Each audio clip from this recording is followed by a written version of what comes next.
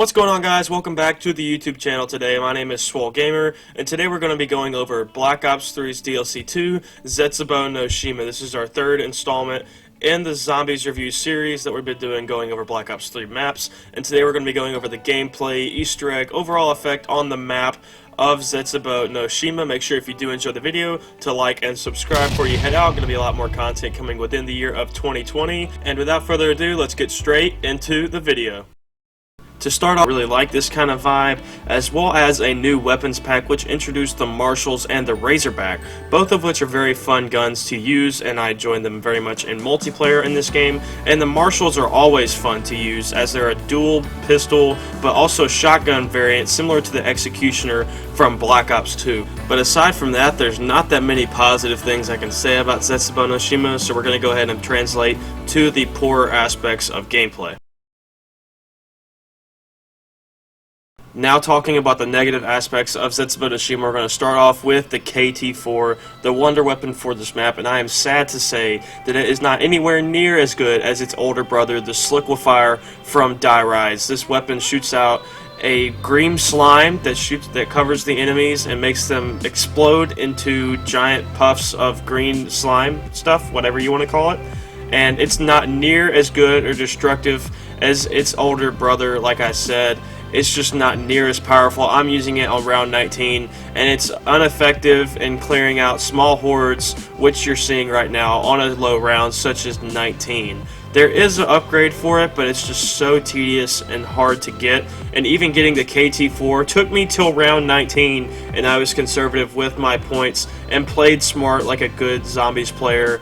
I can just not effectively say that the KT-4 is a fun time for any Zombies player unless you just like using bad wonder weapons. The power is also, like I said earlier in the video, a pain in the ass to turn on, as you have to go to both generators within a specific time limit, fill out the water with their respective 115 water, and then you have to head into the bunker, do the lockdown step, all within the time frame, and you're fighting thrashers and zombies all on a low round, and you're unable to have a good weapon because you're being butt-fucked by all of the doors that you have to open. This is just not a fun time, and I dreadfully had a good time playing this map. It was just so annoying to have to go through, and it took me 2 or 3 tries to actually get good. I know, I'm terrible at the game, but it's just a pain in the ass when you have to go through and do this long, tedious process over and over again if you're playing this map, even for gameplay or just trying to have a good time.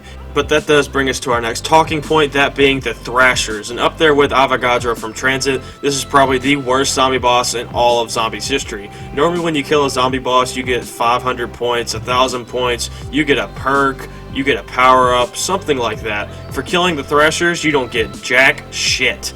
They give you absolutely nothing when you kill them, and because of the amount of quantity of spores there are across the map, they can spawn 5 or 6 times a round when you get up to enter higher rounds, and in mass quantities. Like here, I'm trying to get my KT-4, I'm chilling, there's a few zombies, bam, Thrasher right in my face, and I get absolutely no reward for killing it, and it eats up bullets. It's just a pain in the ass to have to deal with these guys all the time. And for our last topic, talking about gameplay, we need to be talking about the rotating perks as well as the lack of good training spots, as there really isn't a good one for Zetsubou no Shima. I'm in front of the bunker, but that really isn't super accessible for all players, and it's definitely not the easiest, as there's a few underneath generators A and B. It's definitely not the best map for training, as you might want to run a full map train for this map, especially on high rounds, considering the poor wonder weapon, and you do have double pack-a-punch, as with all Black Ops 3 maps. You also have the rotating perks, as I mentioned, as the only perk that stays the same on this map is Juggernog, which stays in the bunker. I'm not entirely sure if you keep Quick Revive in the starting room or not, but I'm pretty sure that's just off the top of my head. Don't quote me on that, but normally you have one perk at Generator A and one perk at Generator B. Overall, like I said earlier in the video, the gameplay on this map is average at best. Now that we have concluded talking about Zetsubou no Shima's gameplay, let us now turn our attention to its storyline, which revolves around one of our premise characters, Takeo Masaki, as we're sent here to collect his ultimate self's soul, as seen within Der Eisendrache and Shadows of Evil, as well as the Giant. Richtofen and our premise crew are sent to collect the souls of their former selves and store them within the summoning key.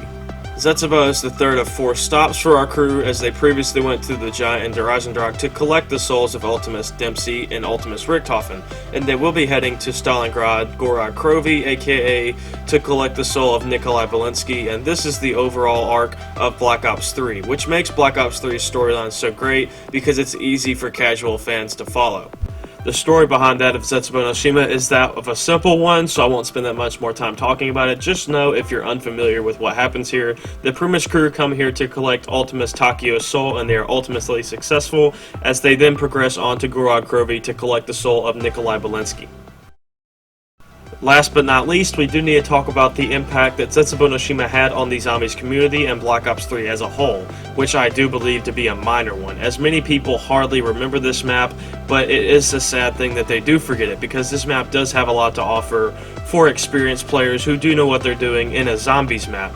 Overall, I just don't think that the Zombies community thoroughly enjoys this map. I don't specifically enjoy this map as a favorite, but this does not make this a bad map, and overall, I enjoy playing this map from time to time, but I would not want to grind it on an everyday basis. That does not make this, like I said, a bad map. It does just not mean it's a great map.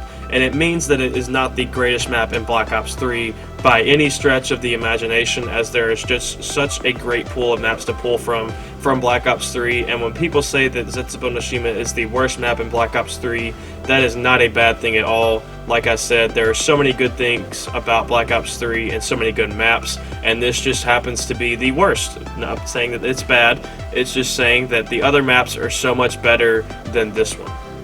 I will, however, have fond memories every time I do play this map, because one of the first Easter eggs that I did following Der Eisendrache, I beat this map when it came out with my friend who I don't get to see a whole lot in real life anymore, and that's always a nice sentiment to have, and that's the real purpose behind Zombies, is having a good time with your friends, with your family, and just having a good time playing some Zombies, and overall just enjoying yourself and having a great time. But what do you guys think? Let me know down in the comments section below what y'all think of Zetsubou no Shima. Do all the bads outweigh the goods, or do the goods outweigh the bads? Am I wrong about this map? Let me know. Once again, guys, if y'all do enjoy the video, make sure you smash a like on the video. I did put a lot more effort into these videos because, as you can tell, I'm attempting to be better at YouTube. I obviously am not that great at the moment, but I want to put out great content, and that requires me to get better. And the more I put out videos, the more I'll get better at it, and the better content I'll be able to create for you guys. So y'all's feedback is really appreciated. I really do enjoy the fact that I have about 10 or 12 guys that really always watch my videos, and then I've had a few blow up and get a lot more than 10 or 12. I had one that had 115 a few weeks ago, the first one that I did actually. But once again, guys, thank y'all so much for watching the video. I hope y'all have a fantastic day. Happy New Year's, happy holidays over here at Swole Patrol headquarters. I will see y'all in the next video or the next live stream, and I will see y'all very, very soon.